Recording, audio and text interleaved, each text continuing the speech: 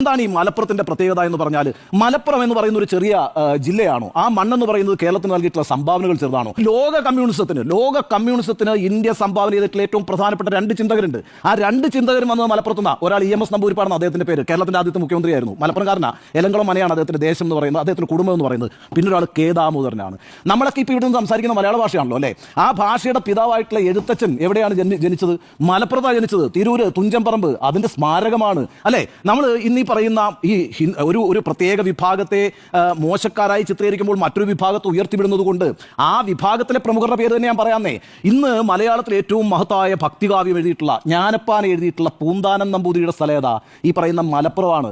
അതേപോലെ കേരളത്തിലെ അമ്പലങ്ങളിലെല്ലാം പാടിക്കൊണ്ടിരിക്കുന്ന നാരായണീയമുണ്ടല്ലോ, അത് എഴുതിയിട്ടുള്ള മേൽപ്പത്തൂർ ഭട്ടതിരിപ്പാടുണ്ട്. ആ മേൽപ്പത്തൂർ ഭട്ടതിരിപ്പാടിന്റെ സ്ഥലം എന്ന് പറയുന്നത് മലപ്പുറമാണ്. ഇന്നും ഈ പറയുന്ന കേരളത്തിലെ ക്ഷേത്രങ്ങൾക്ക് മുമ്പിലെ സോപാനത്തിൽ നിന്ന് പാടുന്ന സോപാന സംഗീതമുണ്ടല്ലോ, ആ സംഗീതത്തിന്റെ ഏറ്റവും പ്രമുഖനായ വക്താവായിട്ടുള്ള ഞരളത്ത് രാമപൊതുവാൾ എന്ന് പറയുന്നത് മലപ്പുറം ജില്ലയിൽ നിന്ന് വരുന്ന ആളാണെന്നേ.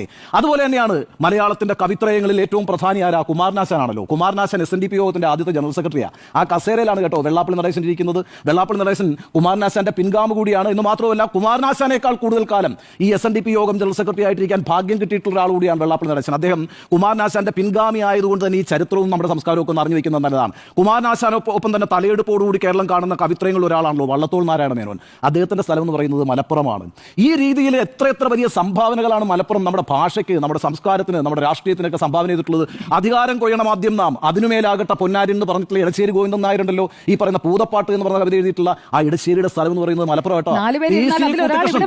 അതെ, PC കുട്ടിക്കൃഷ്ണൻ എന്ന് പറയുന്ന ഉറൂബ് എന്ന് പറയുന്ന മലയാള നോവൽ സാഹിത്യത്തിലെ ഏറ്റവും മികച്ച സംഭാവനകൾ നൽകിയിട്ടുള്ള എഴുത്തുകാരിൽ ഒരാളായിട്ടുള്ള ഉറൂബിന്റെ സ്ഥലമാണ് ഈ പറയുന്ന എന്താ പറയാ മലപ്പുറം എന്ന് പറയുന്നത്. ഇന്ത്യൻ ചിത്രകലയ്ക്ക് ഞാൻ ഓരോ ഭാഗമായിട്ടെന്നെ പറയുന്നത്, മലപ്പുറത്ത് നിങ്ങൾ അങ്ങനെ കുറച്ച് കാണണ്ട. ഇന്ത്യൻ ചിത്രകലയ്ക്ക് ഏറ്റവും മികച്ച സംഭാവന നൽകിയിട്ടുള്ള KCS പണിക്കരുടെ സ്ഥലം എന്ന് പറയുന്നത് മലപ്പുറമാണ്.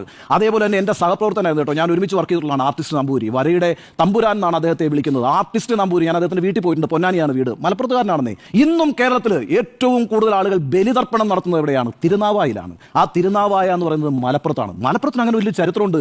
അത് സെക്കുലറിസത്തിന്റെ ചരിത്രമാണ്. ആ ചരിത്രം അറിഞ്ഞുകൊണ്ട് വേണം ഈ രീതിയിൽ അവിടെ പോയിട്ട് ഈ വിദ്വേഷ പ്രസംഗം നടത്താൻ.